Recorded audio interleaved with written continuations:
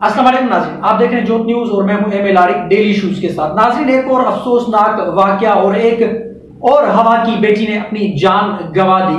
और उस हवा की बेटी ने अपनी जान कैसे गंवाई है, इसके पीछे क्या मामलात हैं और वो दरिंदा सिफत इंसान कौन है जिसने उस बच्ची को कत्ल किया है और कत्ल कैसे किया है, इस सारे मामले के ऊपर और इस सारे वाकये के ऊपर बात करते हैं। जो रानीपुर के अंदर जो नामनेहाद पीर हैं, जो बच्चियों का तहफ्फुज करने के बजाय उन बच्चियों के साथ ज्यादती करके उनको फिर कत्ल कर देते हैं। साथ ही साथ उस बदकिस्मत जो बच्ची, मासूम बच्ची जो कत्ल की गई है, उसकी मां की जो बात है वो भी आपके सामने रखूंगा कि वो मां कैसे अपनी बच्ची के कत्ल पे वो कह रही कि मेरी बेटी पे कोई तशद्दुद नहीं हुआ और मेरी बेटी की जो मौत हुई है वो तबई तरीके से यानी मौत हुई है, यानी कुदरती तरीके से मौत हुई है। तो चलते हैं, शुरू करते हैं। ये दर्दनाक वाकया आपके सामने रखता हूं और इस पर फिर बात करते हैं। जैसा कि मैंने कहा कि एक और हवा की बेटी। नाज़रीन, आपको याद होगा कि कुछ रोज कबल, थोड़ा ही अरसा गुजरा कि पंजाब के अंदर एक जज की अहलिया ने मासूम रिजवाना बच्ची, कमसिन बच्ची के ऊपर तशद्दुद करके उसके ऊपर तेजाब फेंकाया, तेजाब के साथ यानी उसको जलाया गया और उसके ऊपर तशद्दुद किया गया। वो बच्ची मौत के मुंह में चली गई, वो अपनी जिंदगी और मौत की लड़ाई लड़ रही है।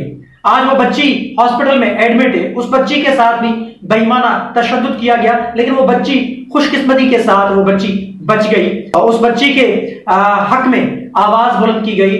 तो जज की एहलिया भी गिरफ्तार हुई, उसको सजा भी होगी इंशाल्लाह, क्योंकि आप और हम मिलकर जब तक इंसानी हुकूक की जो पामाली हो रही है उसके खिलाफ जंग जारी रखेंगे, तो ये दरिंदा सिफत जो लोग हैं, जो कमसिन बच्चों पर, कमसिन बच्चियों पे तशद्दुद करते हैं या जो रेप के केसेस होते हैं, उनको फिर कैफरे किरदार तक पहुंचाने में मदद मिलेगी।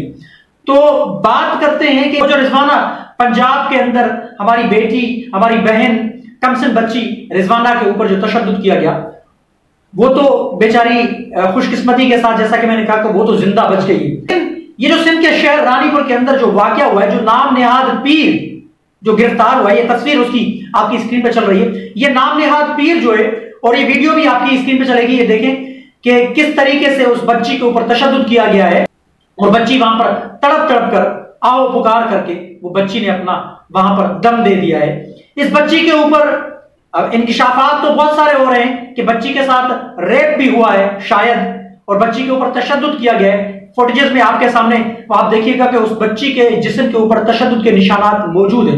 अब इन्वेस्टिगेशन होगी, वो दरिंदा सिफत इंसान तो गिरफ्तार हो चुका। लेकिन मेरे सवालात हैं उन इदारों से, मेरे सवाल हैं कई सारे उन इदारों से जो पाकिस्तान के अंदर इंसाफ फराहम करते हैं, जो पाकिस्तान के अंदर अदल इंसाफ का निजाम चलाते हैं या अदल इंसाफ फराहम करने वाले वो इदारे हैं। सबसे पहले तो मैं मुखातब होना चाहूंगा chief justice of Pakistan Umar Ata Bandial साहब से कि chief justice of Pakistan Umar Ata Bandial साहब, क्या आपको ये बच्ची का जो रेप हुआ है, जो इंकिशाफात हो रहे हैं, इन्वेस्टिगेशन में मजीद पता चलेगा, लेकिन ये बच्ची के ऊपर जो तशद्दुद हुआ है, ये बच्ची का जो बेईमाना कत्ल हुआ है, क्या chief justice of Pakistan Umar Ata Bandial साहब ये आपको नजर नहीं आ रहा?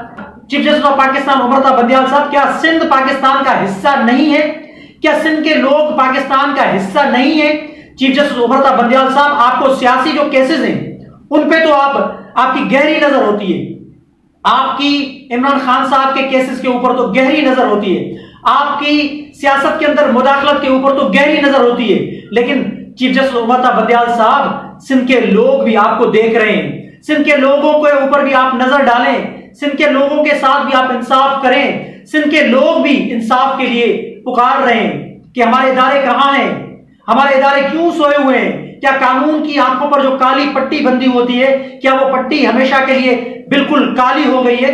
वो कानून अंधा होता है, वो कानून अंधा इस वजह से होता है कि कानून इंसाफ फराहम करता है। कानून कोई फर्क नहीं देखता कि ये मेरा अजीज है या ये मेरा दोस्त है या ये मेरा करीबी है, ये मेरा अपना है या ये दूर का है। कानून के आंखों पे पट्टी इस वजह से बांधी गई है, उस इंसाफ के ऊपर पट्टी इस वजह से वो बंधी हुई दिखाई जाती है कि इंसाफ जो होता है वो बराबरी के बुना पे होता है। इंसाफ जो होता है वो जालिम को, जाबिर को, वो कातिल को कटहरे में लाकर उसको सजा देता है और मुंसिफ को इंसाफ फराहम करता है। Chief justice of Pakistan उमरता Bandial साहब, आप इस केस पे भी नोटिस में, ऐसे केसेस होते हैं चीफ जस्टिस साहब जिन पे आपको सुओ मोटो लेने की जरूरत है और आप पूछें सिंध हुकूमत से, अभी जो निगरान वजीर आला साहब जो आए हैं उनसे पूछें, या साबिका जो गवर्नमेंट चली गई है पीपल्स पार्टी की, उनसे पूछें, उनको बुलाएं कि सिंध में आपने मक्तलगाह क्यों बना दी है। ये 15 साल पीपल्स पार्टी का दौर जो गुजरा है सिंध के लोगों के साथ, इन 15 सालों के अंदर कितने उनके ऊपर जुल्म किए गए, कितने उनके ऊपर जुल्म किए गए, कितने उनके ऊपर सितम किए गए और कितने सिंध के लोगों ने मजालिम बर्दाश्त किए। Chief justice of Pakistan उमरता Bandial साहब, आपको इस बात के ऊपर एक्शन लेना चाहिए। यह बंदा जो गिरफ्तार हुआ है, यह गिरफ्तारी काफी नहीं है, इस बंदे को ऐसी सजा मिलनी चाहिए, ऐसी सजा मिलनी चाहिए कि ये जो नाम नया जो पीर हैं, जो रईस हैं, जो मीर हैं, जो वडेरे हैं, जो एमपीएस हैं, जो एमएलएस हैं, जिनकी बदमाशी है यहां पर, जिनकी गुंडागर्दी है यहां पर, और जो रेपिस्ट के तौर पे जो बच्चियों का तहफ्फुज करने के बजाय उन बच्चियों को हिरासा करके, उन बच्चियों के ऊपर तशद्दुद करके, उन बच्चियों के साथ जबरदस्ती ज्यादती करके उनका कत्ल कर देते हैं। चीफ जस्टिस उमरता बंदियाल साहब, बच्ची जो फातिमा है ये आपसे इंसाफ मांग रही है। इस बच्ची की जो लाश है, इस बच्ची का जो कत्ल है, ये आपकी तरफ देख रहा है। इस बच्ची को अगर इंसाफ मिल गया तो चीफ जस्टिस उमरता बंदियाल साहब समझ लें आपने बहुत दुआएं हासिल की और आप इस मुल्क के अंदर आपकी वो इज्जत और वकार हो जाएगा कि आप सोच भी नहीं सकते, क्योंकि बच्चियों का मामला है, ये पाकिस्तान के मुस्तकबिल का मामला है चीफ जस्टिस उमरता बंदियाल साहब। और साथ ही साथ मैं chief justice Sindh high court अपना अहमद अली शेख साहब से भी गुजारिश करता हूं कि अहमद अली शेख साहब, आप क्यों सो गए? आपका तो बहुत बड़ा नाम है, आप तो इंसाफ फराहम करने वाले हैं। अहमद अली शेख साहब, आप भी इस बात का नोटिस दें, सिंध हाई कोर्ट इस बात का नोटिस दे और इन बंदों को, जैसे ये गिरफ्तार हुआ है, ये रेजन, ये खंजीर किस्म का बंदा गिरफ्तार हुआ है, लेकिन इसको जब तक कैफरे किरदार तक नहीं पहुंचाया जाएगा, उस बच्ची को इंसाफ नहीं फराहम किया जाएगा, तो सिंध के अंदर जो मक्तलगाह या सिंध के अंदर जो माहौल पैदा किया गया है, ये फिर कई सारे मामलात इसमें उठेंगे और ये ये पूरे निजाम को गरम भरम करके पूरे निजाम को तबाह बर्बाद कर देंगे। इंसाफ के जो हमारे इदारे हैं उनकी जानिब ऐसे कत्ल, ऐसी बच्चियां, ऐसे बच्चे जिनके रेप होते हैं, जिनके ऊपर बेईमाना तशद्दुद करके जिनके साथ ज्यादती होती है, वो बच्चियां इंसाफ की तरफ देख रही हैं कि हमें कब इंसाफ मिलेगा। क्या पाकिस्तान के अंदर इंसाफ नहीं है? क्या पाकिस्तान के अंदर ह्यूमन राइट्स का जो तहफ्फुज है वो खत्म हो चुका है? क्या पाकिस्तान के अंदर इंसाफ फराहम करना बंद हो गया है? तो फिर अदालतें किस बात के लिए? तो इंसाफ के इदारे किस बात के लिए हैं? ह्यूमन राइट्स की कमीशन कहां है? Human rights commission of Pakistan कहां है? क्या सिंध के लोग लावारिस हैं?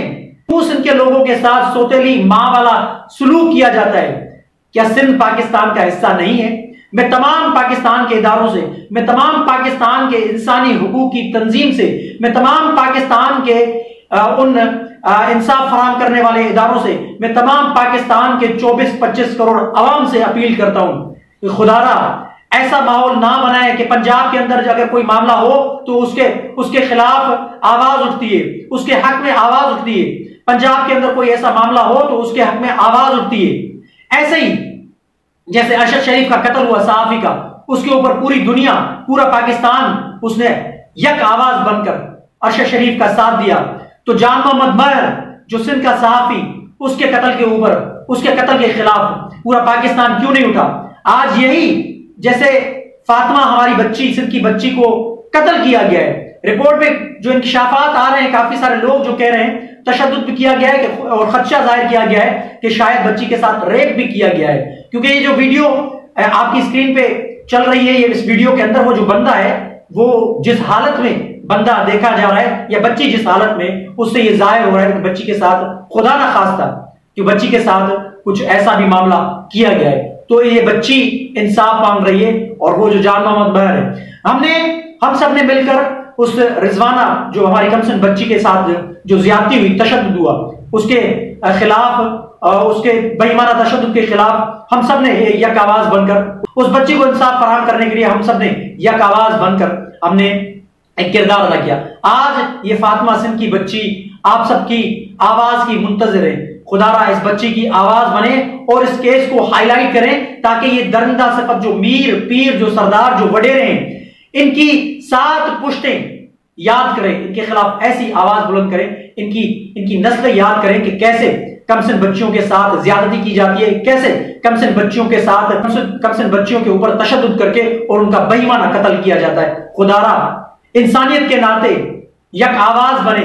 पूरा पाकिस्तान की 24 करोड़ अवाम और खास करके मैं अदलिया से रिक्वेस्ट करता हूं दोबारा, ये चीफ जस्टिस उमर बंदियाल साहब, chief justice Sindh high court Ahmad Ali Sheikh साहब और बाकी सारे जो इदारे हैं इंसाफ फराहम करने वाले, खुदारा इनके खिलाफ एक्शन लें और इन खंजीर के बच्चों को, इन खंजीरों को इनके गलों में पट्टा डालें, इनको लगाम डालें ताकि आइंदा कोई फातिमा जैसी बच्ची, रिजवाना जैसी कमसिन बच्ची के ऊपर कोई बेईमाना तशद्दुद ना हो, उनके ऊपर कोई तशद्दुद का केस ना हो, उनका बेईमाना कत्ल ना हो। तो खुदारा यक आवाज बनकर इस फातिमा बच्ची को इंसाफ फराहम करने में अपना किरदार अदा करें। कमेंट सेक्शन में अपनी राय का इजहार जरूर कीजिएगा। तब तक के लिए अल्लाह हाफ़िज़।